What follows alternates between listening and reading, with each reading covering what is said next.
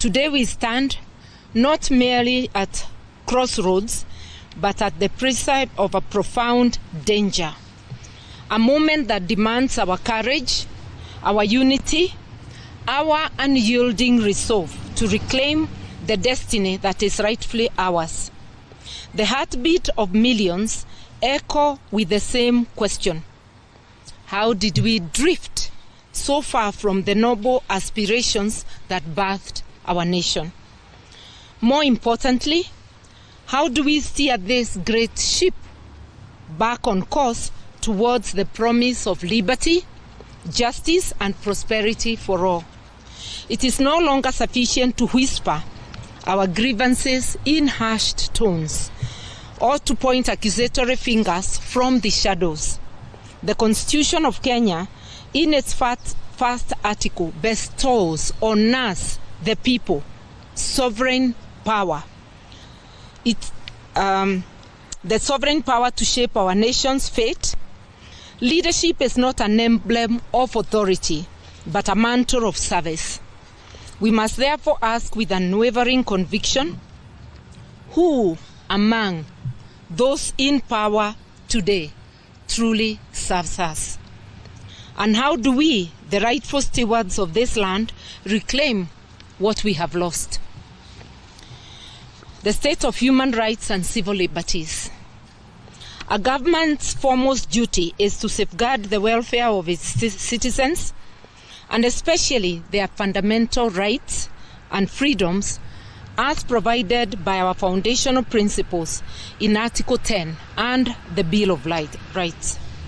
The Kenya Kwanza administration, during the recent Gen Z protests, through use of security agencies who included snipers, trivialized the right to life by the wanton killing of peaceful and armed protesters, mainly the youth. Over 60 people, according to the Kenya National Commission on Human Rights, lost their lives. Over 60 others still missing, hundreds injured, some gravely, with close to 200 hospitalized.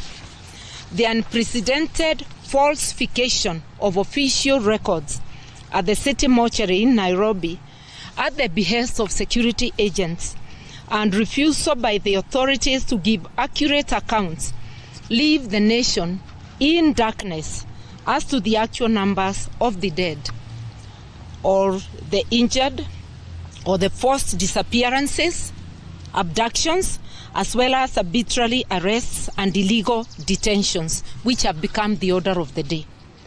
The case of the abducted persons, who include the Langton brothers Jamil and Aslam, and Bob Jagi, which is now before the court, is a sad reminder of this.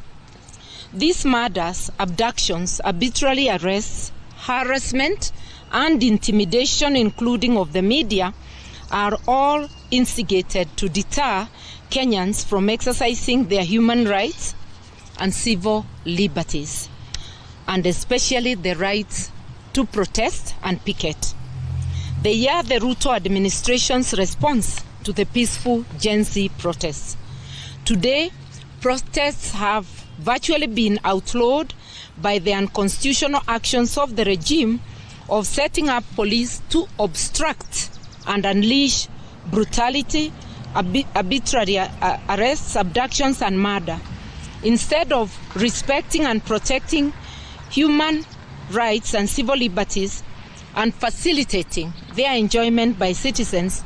The Kenya Kwanza administration obliterates and violates these rights.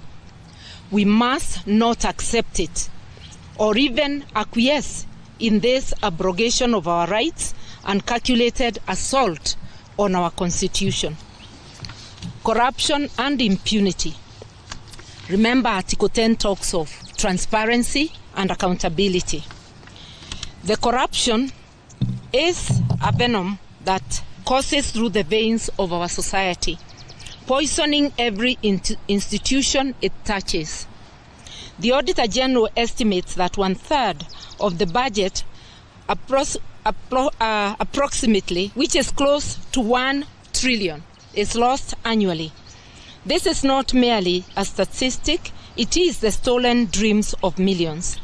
The unbuilt schools, the unstocked hospitals, the unpaved roads, the education of our children, and much more.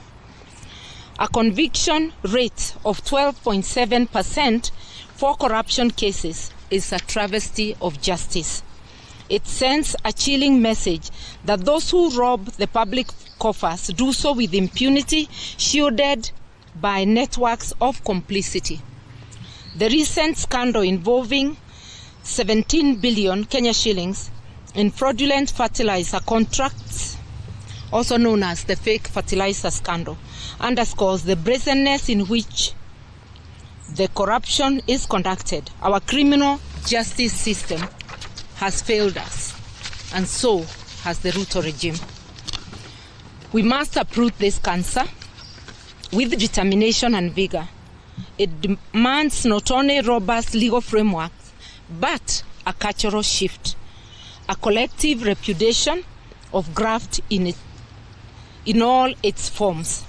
The fight against corruption is not the responsibility of a few, but the duty of every Kenyan who yearns for a nation where integrity reigns supreme. This cannot be achieved under an administration that makes every effort to undermine the justice system by orchestrating withdrawal of economic crimes cases against the ruling elite and their cronies, or the undermining of such cases by the prosecution failing to present readily available evidence to the courts.